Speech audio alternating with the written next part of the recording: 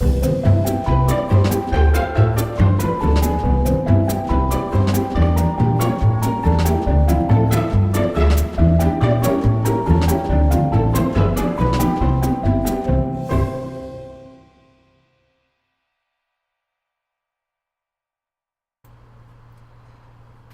everyone, this is Christy from MyScrapbookEvolution.com, and today I'm working on some of my Pocket Life pages. I've begun to work on May 2015 using the latest Pocket Life collection from Tracy Reed Designs. For the most part, I have my page complete. I'm just at the point where I'm embellishing, and I wanted to share a little bit about my thought process with you. I did make all of these cards, not all of them I should say, some of them are from Tracy, but I made most of my cards using Tracy's 365 unscripted collage templates, and that basically involves me just popping some pictures into the templates, adding some of the pattern paper from the Pocket Life collection kit, and then I can add my journaling and embellishments. Now some of the cards like these here already come pre-made by Tracy in the kit, and she has both 3x4 and 4x6 size. I went ahead and chose to do all of my journaling by hand this time. I know a lot of people ask, should I type it or should I write it out? My handwriting is messy, but I still feel it's very important to use it on the page. So since I knew that I didn't have a lot of journaling today, I went ahead and hand wrote everything out. Some of them I just used journaling strips. These cards here, I just went ahead and filled the space as best I could with my story.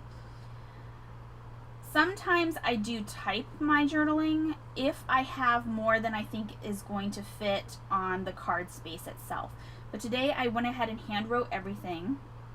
I do love dimension on my layouts, and that includes my Project Life pages. It's a little bit harder to add dimension with Project Life and bulky items.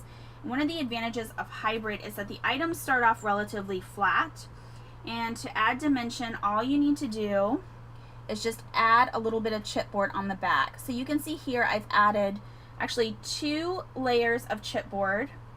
You can cut them out in square shapes, but in this case I've just used my circle punch and a sheet of chipboard right here. Just punch those out and then you can attach them to the back of your element. These are some of the stickers from Tracy's kit, and then I can just move them around until I decide that I like the way that they are on the page. Now as I'm sitting here, I'm kind of I like what I have, but I'm kind of concerned about the placement of my cards. And the great thing about Project Life is you can move your cards around.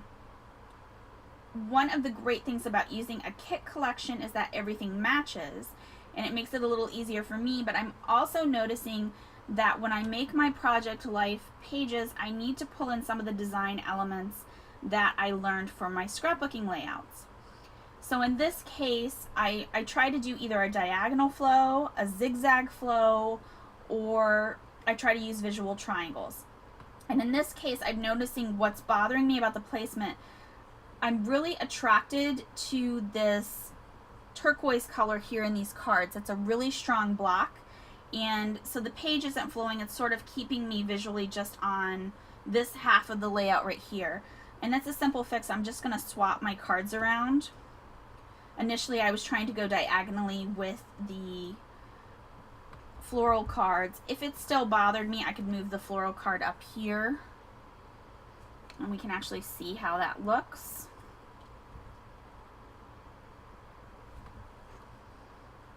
Actually, that may work even better, and I'm going to leave it that way. So see, just moving the cards around helps you a little bit. And here I have a lot of these strong navy colors, so I'm just trying to kind of keep them spaced out a little bit. And I just need to glue some of these down. Some of these elements are already glued down. You can see I've added the chipboard to the back of this piece of flare as well. And I did print off one of the pieces of ribbon to use as a band on the card, and I'm going to adhere the chipboard there. And I don't know if you can see with the lighting, you might be able to see better in a detail photo, which will be available on my website. it provides its own natural shadowing. Now with the flare, once it's glued down, I'm going to come back in with the glossy accents, and that will add the shine back to it like an actual piece of flare has. I did make my first ever shaker card today, and what I wanted to show you is that when you make a shaker card, you want to plan for the front and the back side of your layout. So I went ahead and printed off this circle from Tracy and from her kit, and I printed off a second one on the back. So I just kind of glued the two circles together. I could have chosen two different designs if I'd wanted to, but this just sort of takes care of one space, the front and back of the pocket page. And when I'm creating the rest of my May pocket page layouts, I'll just add in the cards that I want, and I've already got a space filled.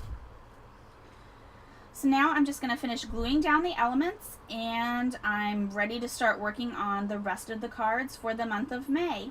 Enjoy making your pocket pages, everyone, and if you're interested in Tracy's May Pocket Life Collection Kit, you'll find it at Sweet Shop Designs.